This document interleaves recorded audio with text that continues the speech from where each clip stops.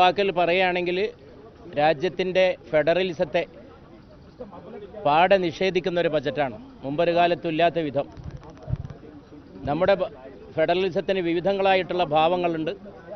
സാമ്പത്തിക ഫെഡറലിസം, ഭാഷാപരമായ ഫെഡറലിസം, എല്ലാവരെയും ഉൾക്കൊണ്ടുപോകുന്നതായിരിക്കണം ബജറ്റ്. ഇടയ്ക്കിടയ്ക്ക് ബഹുമാനപ്പെട്ട ധനമന്ത്രിയുടെ പ്രസംഗത്തിൽ ഇൻക്ലൂസീവ് എന്ന വാക്ക് വന്നു, സോഷ്യൽ ജസ്റ്റിസ് എന്നുള്ള വാക്കും വന്നു. ഈ വാക്കല്ലാതെ പ്രയോഗത്തിൽ, ബജറ്റിൻ്റെ അകത്ത് കിടക്കുന്ന ഉള്ളടക്കത്തിൽ, അതിൻ്റെ തത്വശാസ്ത്രത്തിൽ ആരെയും പരിഗണിച്ചില്ല. തെരഞ്ഞെടുപ്പിന് വേണ്ടി, സഖ്യരാഷ്ട്രീയത്തിന് വേണ്ടിയുള്ള സമ്മർദ്ദം, അതിനുവേണ്ടി ചിലരെ തൃപ്തിപ്പെടുത്തണം, സർക്കാരിനെ നിലനിർത്തണം. സർക്കാരിനെ നിലനിർത്താൻ വേണ്ടി അവതരിപ്പിച്ചൊരു ബജറ്റാണിത്. അതല്ലാതെ ഈ ബജറ്റിൽ പ്രത്യേകിച്ചൊന്നുമില്ല.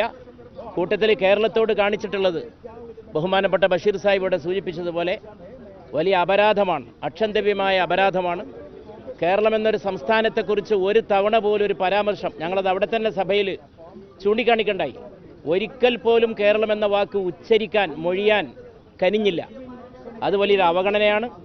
അതിനെതിരെ പ്രതിഷേധിക്കുക മാത്രമല്ല, കേരളത്തിന് വകവെച്ച് കിട്ടേണ്ടതായിട്ടുള്ള വിഹിതം ലഭിക്കുക തന്നെ വേണം. പിന്നെ മറ്റു കാര്യങ്ങളിലേക്കൊന്നും കടക്കുന്നില്ല.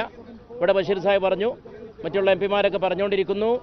ഓരോ ബജറ്റ് വന്നപ്പോഴും കഴിഞ്ഞ തവണകളിലൊക്കെ ഈ കേന്ദ്ര സർക്കാർ പുലർത്തിയ അബദ്ധങ്ങളുണ്ട്, തെറ്റുകളുണ്ട്, സാമ്പത്തിക നയത്തിലെ വലിയ തോതിലുള്ള അപാകതകളുണ്ട്. അത് തിരുത്തുന്നായിരുന്നു പ്രതീക്ഷ.